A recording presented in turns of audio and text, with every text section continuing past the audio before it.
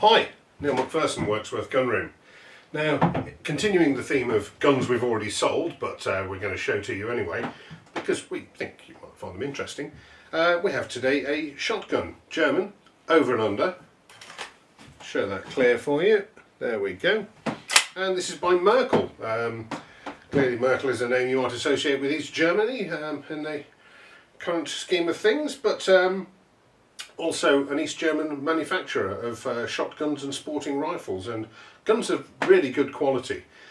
This is an older gun. We've just had this refurbished. We've done it for a customer. We've redone the bluing on the barrels, pulled up the stock, given it a service look over, checked everything's in good order, and here it is. But it has a number of interesting features that I thought we could share with you. Now, effectively it's a box lock. It's an over and under box lock, so in that sense broadly an Anson and Dealey system, but it does have a cross bolt. And the interesting thing with this, to my mind, is how solid the lockup is on this design.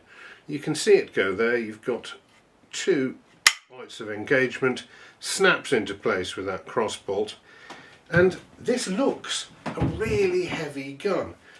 Once again, I've completely failed to bring any scales to prove my point one way or the other, but whilst it looks really heavy and brutal and capable of standing up to anything whatever, I'm sure it is capable of standing up to anything whatever, but it's really quite gentle and nicely balanced. Locks up like a bank vault though. Really positive. Now, unlike if we've got certain guns will have an auto safety. No auto safety on this, completely manual. What it does have though, which is a lovely little detail, and hopefully you can see just here, if I fire that off, maybe you can see that, maybe you can see the other one. I'll just try and get them in profile for you. Those little tactile cocking indicators, so you can see whether it's cocked, and also imagine yourself waiting for some driven boar or something, and they do rifles, it might well do a drop-in set of barrels, rifle barrels for this.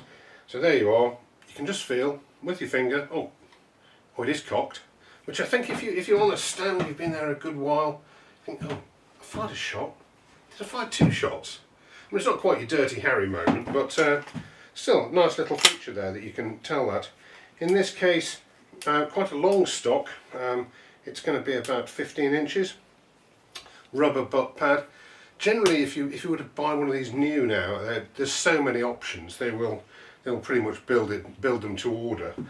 But as they're not generally something that you can, we struggle to get an example out of the importers, because they're not just floating around. They're a high-end gun and they're usually made to order. So useful to see one. In this case, 12 bore, nice broad rib. You've got foresight bead and a second bead part of the way down. Standard type of opening. Quite interesting when you pull it down. Catch release forend. But on this model, as you can see, the forend wood is in three parts and those remain on.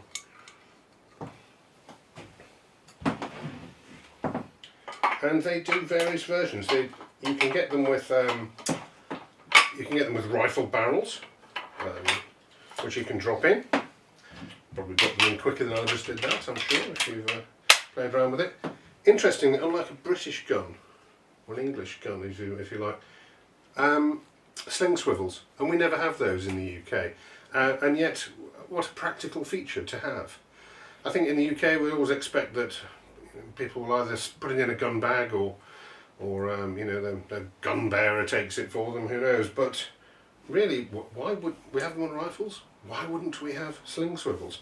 And they're nicely made. It's a beautiful stock. It's got some very fine checkering. Even the screws are all etched and marked up. A little bit of engraving. And all in all, a very pleasing gun. I hope you'll agree. I'll just give you a closer look there. Bit of engraving. They do all standards of engraving. and we can get a new one. So just a short on general example of one of the Merkel over and unders. Thanks for watching.